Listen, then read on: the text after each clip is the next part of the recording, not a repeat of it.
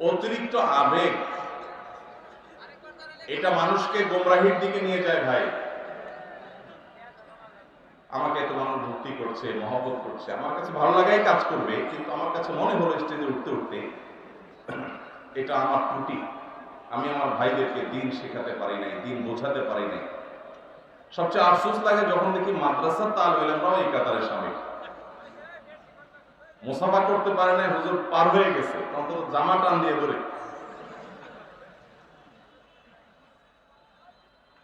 এই আবেগের কথা শুনে একটা ঘটনা মনে পড়ছে। এক পীর সাহেবের নদীর দোনো পাড়ে কিছু মুরিদান ছিল। নদীর উত্তর পাড়ে কিছু মুরিদ ছিল, দক্ষিণ পাড়ে কিছু মুরিদ ছিল। হঠাৎ করে মুরিদদের মাথায় একটা বুদ্ধি আসলো, চিন্তা আসলো যে পিসা হুজুরে আমরা সবাই ভক্তি করি, মহব্বত করি, হযরত মারা গেলে দাফনটা কোথায় হবে, এই পারে না ওই পারে? এইটা নিয়ে দোনো পাড়ে মানুষের মধ্যে ইখতিলাফ শুরু হয়েছে। তখনও পিসা বা হায়াত আছে। ইখতিলাফের একটা পর্যায়ে এক পাড়ের মানুষজন যখন বুঝতে পারলো যে তারা একটু দুর্বল, পীর সাহেবের মারা যাওয়ার পরে দক্ষিণ পাড়ার লোকেরা যে পরিমাণ শক্তিশালী, তাতে আমরা বোধহয় হুজুরে এখানে কবর দিতে পারবো না, হুজুরের বরকত থেকে আমরা মাহরুম হয়ে যাব। এই চিন্তা করে তারা খুবই সন্তর্পণে গভীর রাতে পীর সাহেবকে মেরে উত্তর পাড়ায় কবর দিয়েছে। এই হলো আমাদের আবেগের হালত, এই হলো আবেগের নমুনা। এই আবেগের কোনো মূল্য আছে ভাইরা আমার? এই জন্য আল্লাহর ওয়াস্তে আমরা এগুলো কন্ট্রোল করব, নিয়ন্ত্রণ করব। কোন আলেমের সাথে তার শরীরে কোথাও টাচ হওয়া না হওয়া, এর সাথে আপনার নাজাত নির্ভর করবে না ভাই। নাজাত নির্ভর করবে ওয়াজ মাহফিল থেকে কোনো কথা গ্রহণ করে যদি আপনার জীবনকে আপনি পরিবর্তন করতে পারেন, আমলে আনতে পারেন, হেদায়েত গ্রহণ করতে পারেন, তাহলে এটা নাজাতের জরিয়া হবে, এটা নাজাতের মাধ্যম হবে। আমরা সেটাকে বেশি ফোকাসে রাখবো, সেটাকে বেশি মনোযোগে রাখবো। আল্লাহ তাআলা আমাদেরকে আমলের তৌফিক দান করুন।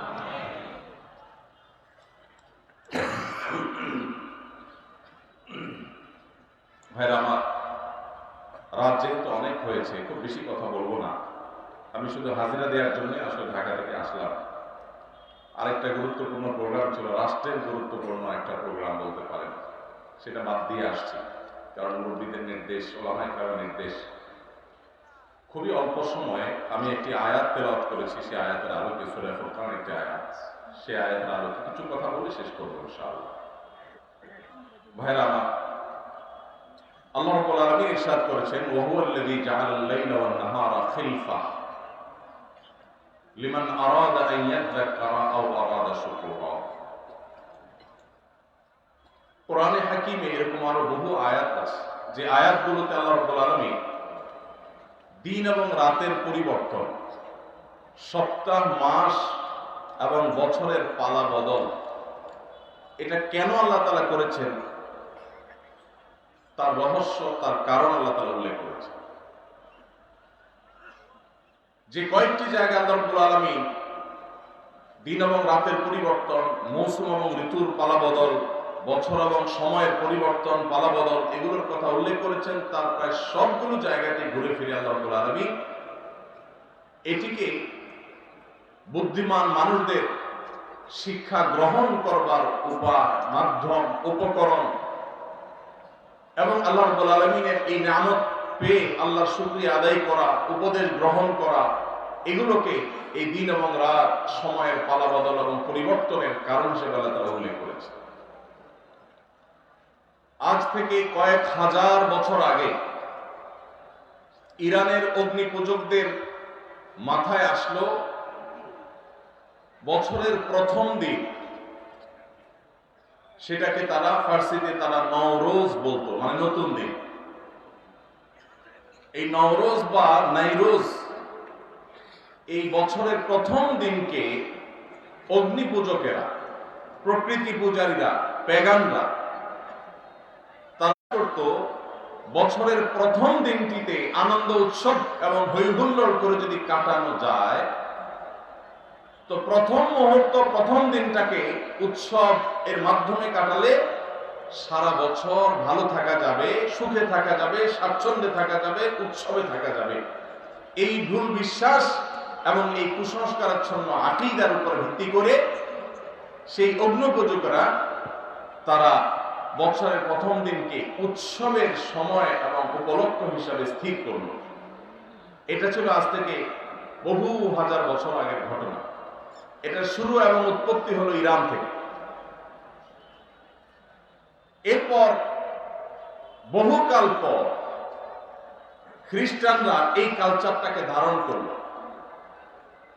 তারা তাদের যে খ্রিস্টীয় বর্ষ, সেই খ্রিস্টীয় সন বা সালকেও তারা ওই অগ্নিপূজকদের যে সাল ছিল, সন ছিল, সেটার মতো করে এটার প্রথম দিনকে, প্রথম মুহূর্তকে তারা উদযাপন করা শুরু করল।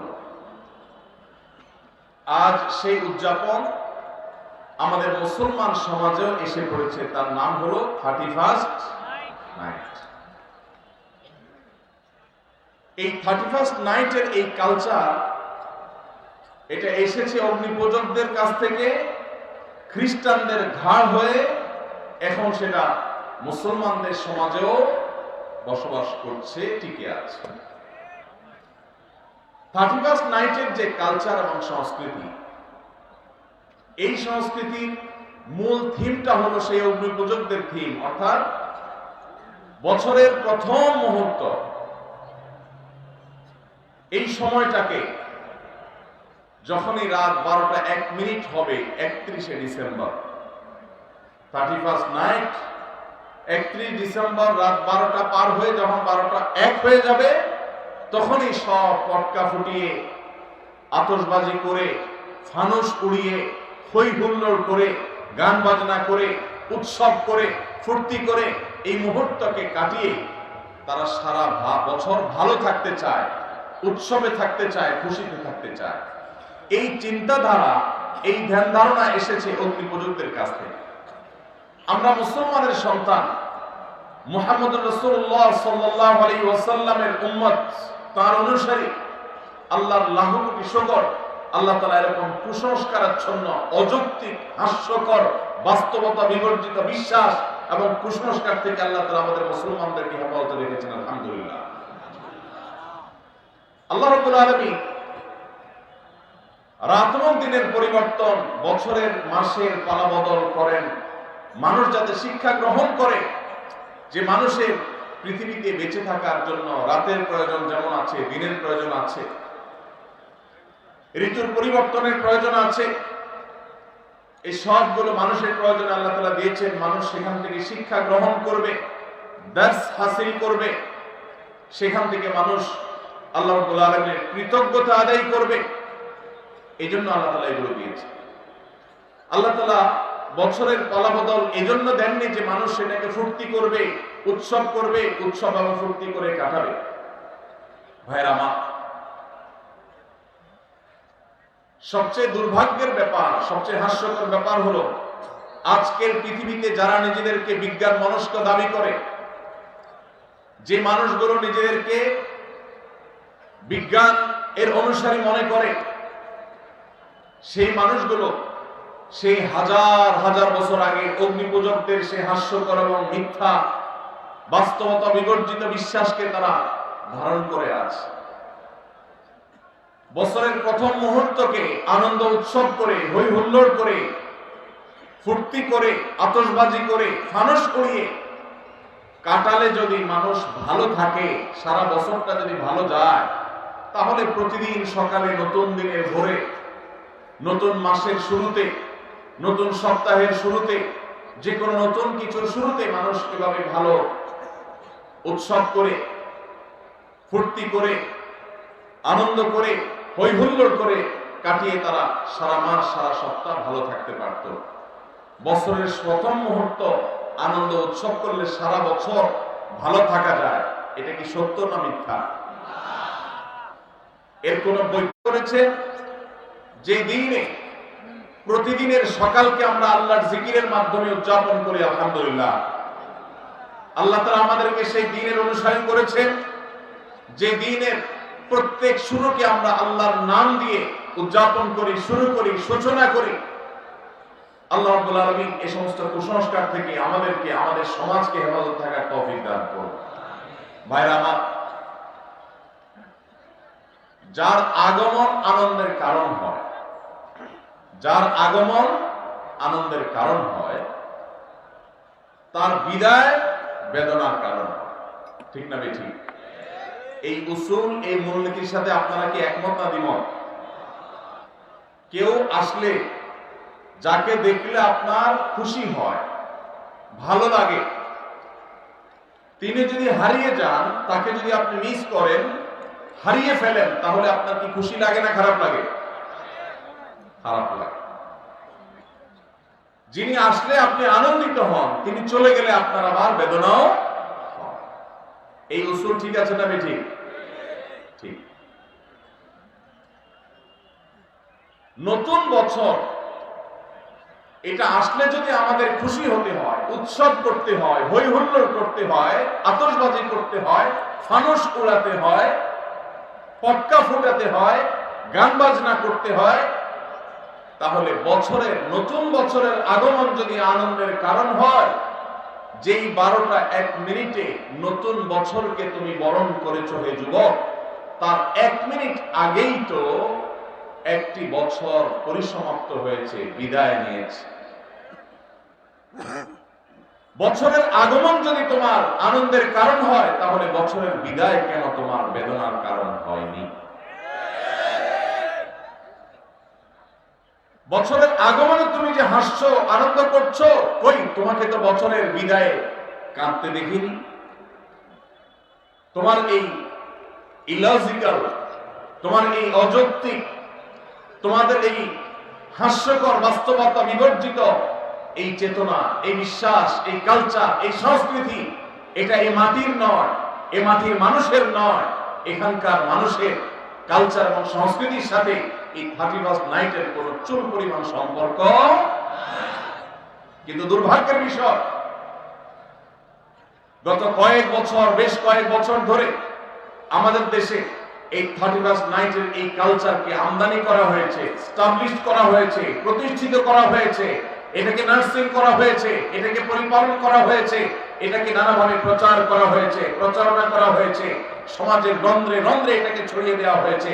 ঢাকা শহরে, চট্টগ্রাম শহরে, ময়মনসিংহ শহরে, খুলনা শহরে, বড় বড় শহরগুলোতে, এমনকি গ্রামেও 31st নাইটে 31শে ডিসেম্বর রাত 12টা 1 মিনিটে যে দৃশ্য দেখা যায়, সেটা কোনো মুসলমান সমাজে কখনো শোভনীয় হতে পারে না।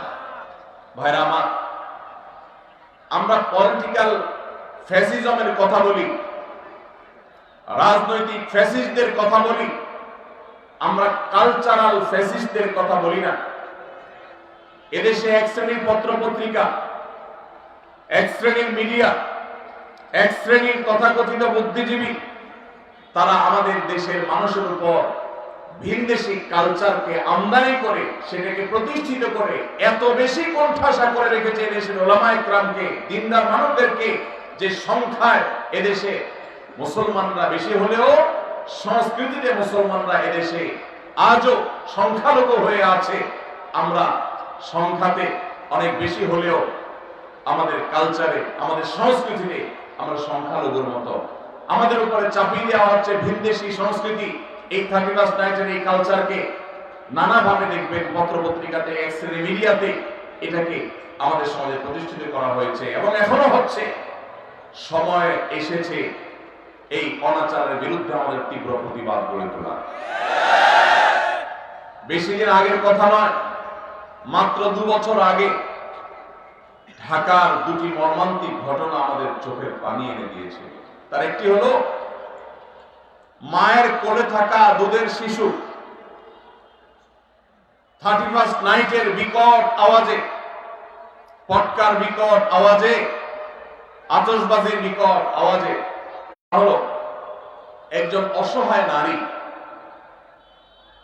তিনি তার সারা জীবনের সঞ্চয়কে একত্র করে ছোট্ট একটা প্লাস্টিকের কারখানা করে নিজ বাড়িতে প্লাস্টিকের আসবাবপত্র তৈরি করে ছাদের উপর সেগুলো মেরে রেখেছিলেন।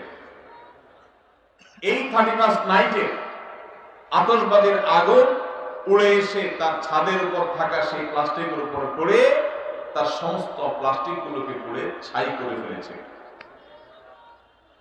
এই যে মায়ের কোলে থাকা শিশুর মৃত্যু, আরেকজন অসহায় নারী উদ্যোক্তার সর্বস্ব হারিয়ে যাওয়া, আতশবাজির আগুনকে অপরাধীর কাঠগড়ায় দাঁড় করিয়ে চিরতরে নিষিদ্ধ করার বিচার করবার জন্য এই দুইটি ঘটনা কি যথেষ্ট নয়? কিন্তু ভাইরা, প্রতি বছর প্রশাসনের ভাইরা, পুলিশ, বিভিন্ন সেক্টরে যারা আইন শৃঙ্খলা রক্ষা করার দায়িত্বে নিয়োজিত আছেন, তারা প্রতি বছরই প্রায় এই আহাজারি করেন যে 31st নাইট উপলক্ষে কোন প্রকার পটকা ফুটানো যাবে না, আতশবাজি করা যাবে না, ফানুস উড়ানো যাবে না। প্রতি বছরই তারা হাহাকার করেন, আর্তনাদ করেন। এই বছর তারা ইতিমধ্যে ঘোষণা জারি করেছে যে 31st নাইট উপলক্ষে কোনো ফানুস উড়ানো যাবে না, কোনো আতশবাজি চলবে না, কোনো পটকা উড়ানো চলবে না, বাজানো চলবে না। কিন্তু কে শুনে কার কথা? ঢাকার মতো, চট্টগ্রামের মতো এবং অন্যান্য বড় বড় জেলা শহরগুলো যেগুলো আছে, সমস্ত শহরের মতো যেই জায়গাগুলোতে বৈদ্যুতিক তার আমাদের মাথার উপরে জালের মতো বিছানো আছে, এই আতশবাজির আগুন যেই কোনো সময় যেই কোনো এলাকায় শত শত হাজারো মানুষের আগুনে পড়ে ছাই হওয়ার কারণ হওয়ার আগেই এই 31st নাইটের এই অপসংস্কৃতিকে ঝেঁটিয়ে আমাদের সমাজ থেকে বিদায় করতে হবে। ভাইরা আমার, সংস্কৃতির উৎপত্তি হলো ধর্ম। সংস্কৃতি কখনো অঞ্চল ভিত্তিক হয়, ভাষা ভিত্তিক হয়, ধর্ম ভিত্তিক হয়। কিন্তু এই 31st নাইটের এই কালচার, এটা কোনো ধর্মের মানুষের ধর্মীয় কালচার নয়, এটা এই মাটি এবং এই দেশেরও কালচার নয়। তাহলে ভিনদেশী এই কালচারকে যারা পরম আদরে কদম যত্ন করে এটাকে লালন পালন করেছে, আরেকটি কালচার আসছে 14ই ফেব্রুয়ারি। এই সমস্ত কালচারগুলোকে সমাজে প্রতিষ্ঠিত করা হয়েছে অত্যন্ত সূক্ষ্মভাবে, আমরা অনেকে টেরও পাই নাই। ভাইরা আমার, বিনোদনের নামে, নাটক সিনেমার নামে এই দেশে বিবাহ বহির্ভূত হারাম সম্পর্ক, যেটা এই দেশে আইনত অপরাধ, এদেশের মানুষের ধর্মীয় বিশ্বাসে যেটি অপরাধ, প্রচলিত আইনে যেটা অপরাধ, সেটাকে বৃদ্ধাঙ্গুলি দেখিয়ে প্রতিনিয়ত নাটক সিনেমাতে বিবাহ বহির্ভূত সম্পর্ককে নানাভাবে প্রমোট করা হয়েছে, এটাকে নানাভাবে প্রতিষ্ঠিত করা হয়েছে। বিষয়টা এখন কোন পর্যায়ে গেছে? সোশ্যাল মিডিয়াতে যারা বিচরণ করেন তারা জানেন। বিষয়টাকে এমন পর্যায়ে নিয়ে যাওয়া হয়েছে যে আজকের ছেলেমেয়েরা, মুসলমানের সন্তানরা বফ গফ, বয়ফ্রেন্ড গার্লফ্রেন্ড বলে পরিচয় দিতে ন্যূনতম কোনো হেজিটেশন, ন্যূনতম কোনো অস্বস্তি বা ন্যূনতম কোনো লজ্জা বা কুণ্ঠাবোধ করে না। স্বামী স্ত্রী পরিচয় দেওয়াটা মানুষের জন্য যেমন স্বাভাবিক ব্যাপার, তার চাইতে বেশি স্বাভাবিক হয়ে গেছে এখন এই তথাকথিত বফ গফ এই পরিচয় দেওয়াটা। এই জিনিসটা এমনি এমনি হয়ে যায় না। এই সমাজের শত্রুরা যারা কিছু হলে বিদেশে পাড়ি জমাবে, সরকারের ঊর্ধ্বতন কর্তৃপক্ষের সাথে বসা এক বৈঠকে বলেছিলাম, দেখেন ভাই, কিছু হলে অনেকে চলে যাবে ভারতে, অনেকে চলে যাবে আমেরিকা, আমরা হুজুররা এই দেশের মাটি ছেড়ে কোথাও যাব না ইনশাআল্লাহ। আপনারা কেউ ভারতে যাবেন, কেউ আমেরিকায় যাবেন, কেউ ইংল্যান্ডে যাবেন, কেউ ইউরোপে যাবেন, আপনাদেরকে ওয়েলকাম গোটা পৃথিবী করবে, আমাদেরকে কেউই ওয়েলকাম করবে না। কেউ তো করবে না, এমনকি সৌদি বা মিডল ইস্টও আমাদেরকে ওয়েলকাম করবে না। আর ওয়েলকাম করুক বা না করুক, এই মাটি ছেড়ে এদেশের মুসলমানরা পৃথিবীর কোথাও, এই মাটিকে নষ্ট করতে আপনাদেরকে দেওয়া হবে না। আপনারা এই বিচারকে ডাল ভাত করে দেওয়ার জন্য এদেশের যে সমস্ত নাটক সিনেমাগুলো দায় আছে, বিবাহ বহির্ভূত সম্পর্কের কারণে যত বাবা মার অবাধ্যতার ঘটনা ঘটেছে, যত অসামাজিক কার্যকলাপ হয়েছে, যত ভ্রূণ হত্যা হয়েছে, যত গর্ভপাত, অবৈধ গর্ভপাতের ঘটনা ঘটেছে, যত আত্মহত্যার ঘটনা ঘটেছে, যত শিক্ষার্থীর শিক্ষা জীবন ধ্বংস হয়েছে, ক্যারিয়ার ধ্বংস হয়েছে, তার সবগুলোর জন্য এই দেশে এই বিবাহ বহির্ভূত সম্পর্ককে নাটক সিনেমার নামে, নোবেল উপন্যাসের নামে যারা প্রতিষ্ঠিত করেছে, তারা এই সমস্ত অপরাধগুলোর জন্য দায়ী এবং তাদের বিচার হওয়া উচিত।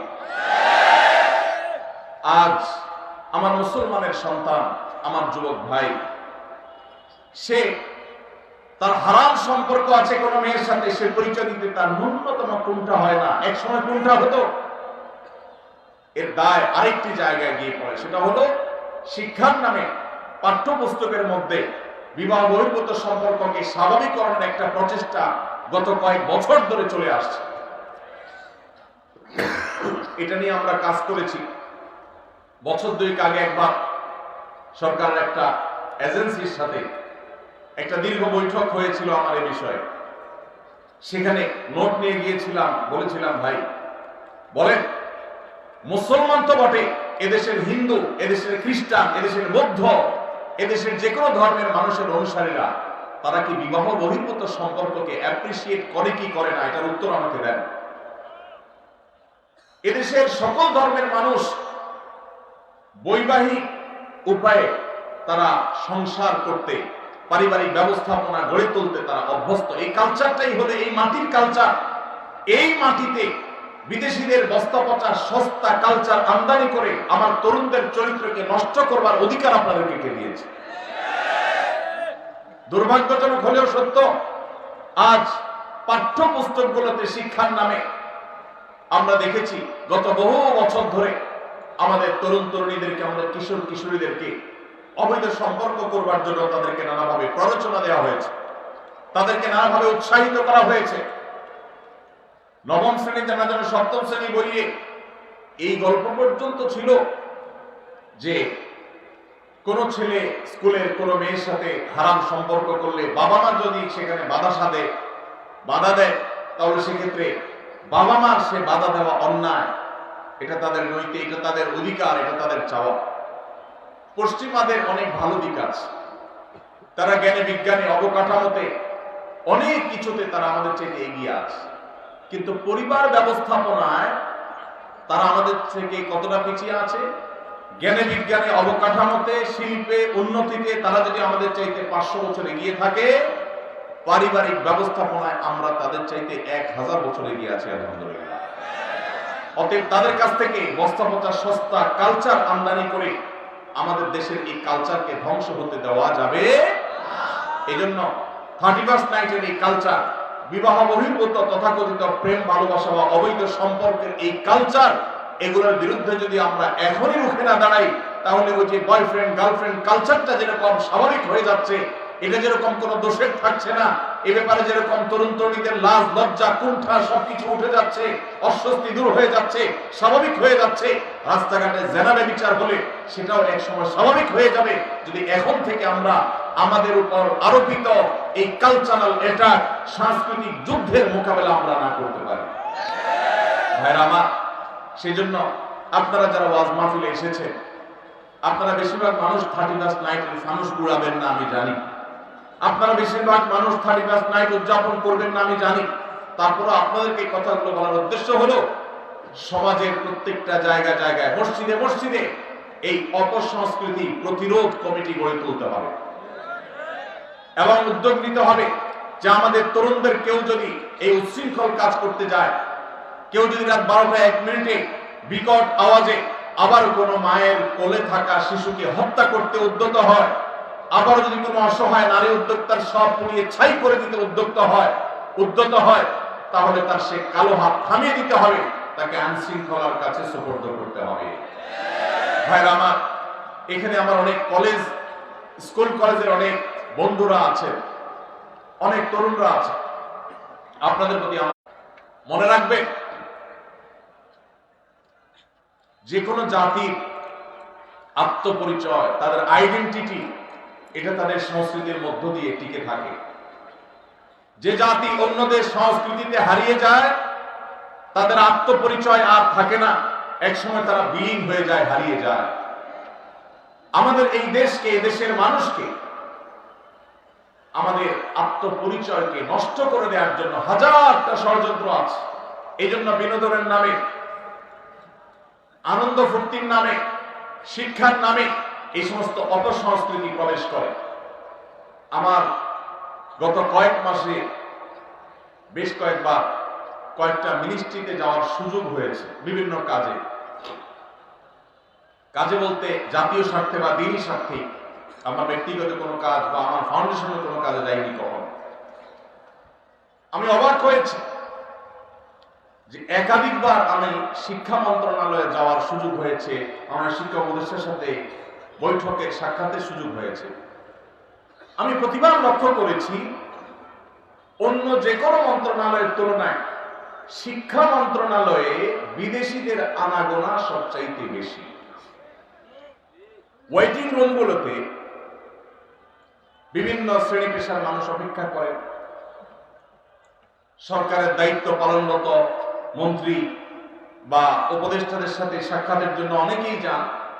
কিন্তু আমি বিস্মিত হয়েছি, যতবার আমি ঢু মেরেছি বা গিয়েছি শিক্ষা মন্ত্রণালয়ে, আমি লক্ষ্য করেছি আমার দেশি ভাইদের চাইতে ভিনদেশীদের আনাগোনা কোনো অংশে কম না, বরং কোনো কোনো ক্ষেত্রে চোখে পড়ার মতো বেশি।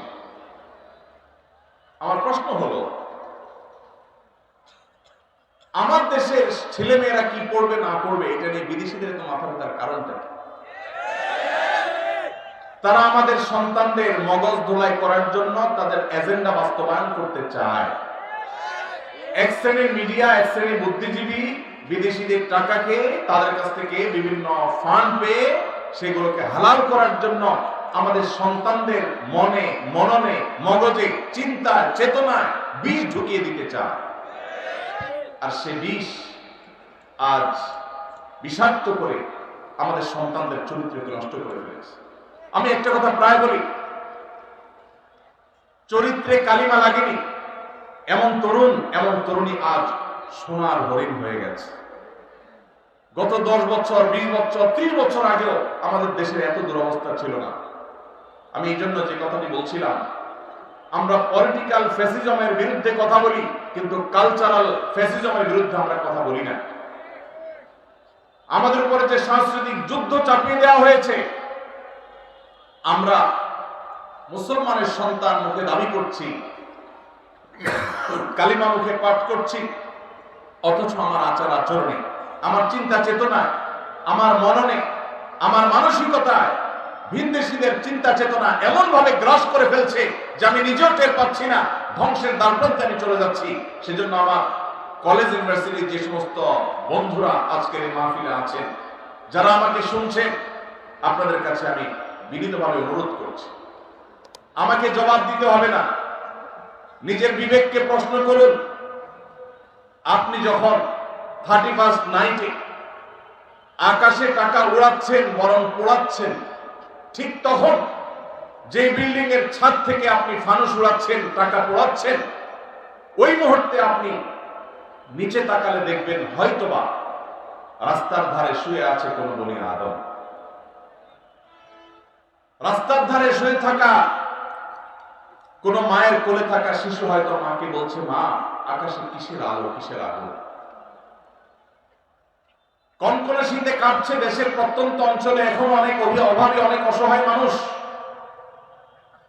এইরকম একটা পরিস্থিতিতে জাস্ট আপনি ফুর্তি করার জন্য অগ্নিপূজকদের কালচারকে আমদানি করে আপনি আকাশে টাকা পোড়াচ্ছেন।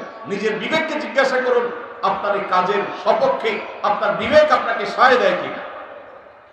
ভাইরা আমার, একজন ইমানদার তার জীবনের একটি বছর যখন পার হয়ে যায়, নতুন একটি বছর যখন আসে, এটা তার জন্য আনন্দের কারণ হয় না। সব নতুন বছর এটা আনন্দের কারণ হয় না, কারণ যত সময় সামনের দিকে অগ্রসর হয়, লোকটা তত ফাঁসির কাষ্ঠের দিকে এগিয়ে যায়। আমরা যখন আল্লাহ রাব্বুল আলামিন আমাদেরকে যখন প্রাণ দিয়ে সৃষ্টি করেছেন, কুল্লু নাফসিন যায়কাতুল মউত, একদিন আমাদের মৃত্যুর স্বাদ আস্বাদন করতেই হবে। একটি বছর চলে আসা মানে হলো আমার বাজেট থেকে, আমার হায়াত থেকে একটি বছর খসে পড়া, কবরের দিকে এগিয়ে যাওয়া। একজন মুসলমান, একজন বিবেকবান মানুষ এই জন্য নতুন বছরের দোরগোড়ায় দাঁড়িয়ে ফুর্তি করতে পারে না, এটা বাস্তবতা বিবর্জিত, হাস্যকর, অযৌক্তিক একটি কালচার যেটি অগ্নিপূজকেরা করত।